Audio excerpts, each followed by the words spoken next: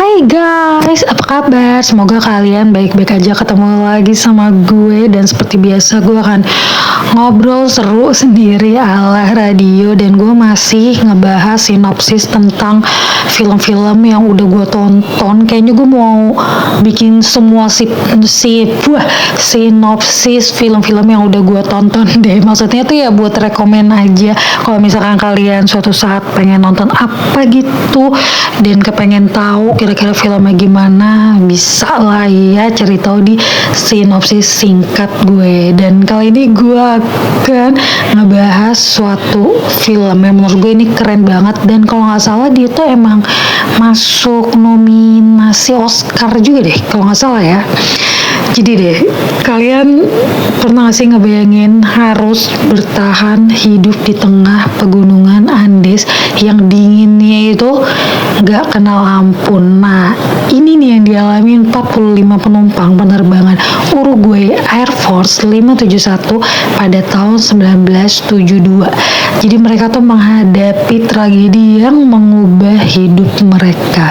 Ini tuh sebuah kisah yang kemudian memang ya diangkat dalam film Society of the Snow.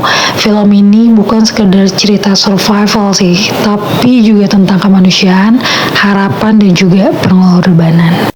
Jadi guys, alur ceritanya itu bermula ketika pesawat yang membawa tim rugby Uruguay ini jatuh di pegunungan Andes.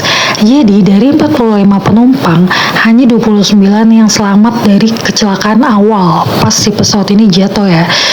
Tapi ini baru permulaan, karena mereka tuh harus menghadapi suhu di bawah 0, kelaparan, dan isolasi total di gunung. Jadi saat persediaan makanan habis, mereka tuh dipaksa untuk membuat keputusan yang sangat sulit. Sebuah keputusan yang menantang sisi moral manusia. Menurut gue juga begitu sih. Selama lebih dari 2 bulan lamanya ya, dia itu ada di sana dalam kelaparan dan kedinginan. Jadi para penyintas ini tuh terus mencari cara bertahan hidup sampai akhirnya 16 orang dari 29 orang yang selamat di awal ini berhasil ditemukan oleh tim penyelamat.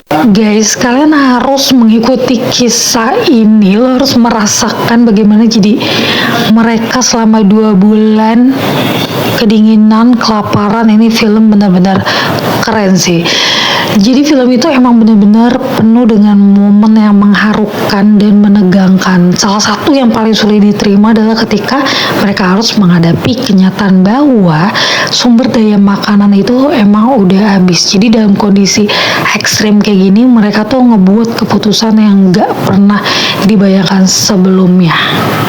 Jadi di sini tuh bukan cuman bertahan hidup fisik ya, tapi juga ngelibatin kayak konflik moral yang dalam, terus memaksa mereka tuh untuk mempertanyakan nilai-nilai kemanusiaan yang selama ini mereka pegang. Dan selain itu, perjalanan penuh bahaya yang dilakukan Nando Parado dan Roberto Canessa untuk mencari bantuan menjadi simbol kuatnya harapan yang gak pernah padam meski dihadapkan pada situasi yang putus asa.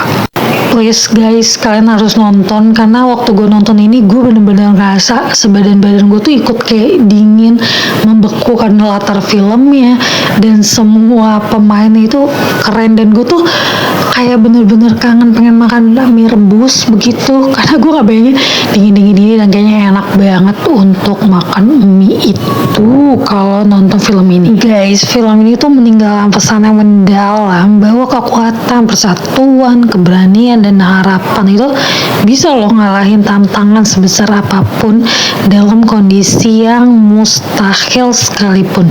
Jadi manusia itu ternyata memiliki kapasitas luar biasa untuk bertahan dan saling mendukung. Oke guys, kalau kalian suka cerita survival yang menyentuh, Society of the Snow wajib masuk dalam daftar tontonan lo film ini tuh lebih dari sekedar kisah bertahan hidup. Ini tuh adalah peringatan akan kuatnya semangat manusia. Jadi selamat menonton dan semoga film ini bisa menginspirasi kamu seperti hal yang menginspirasi aku.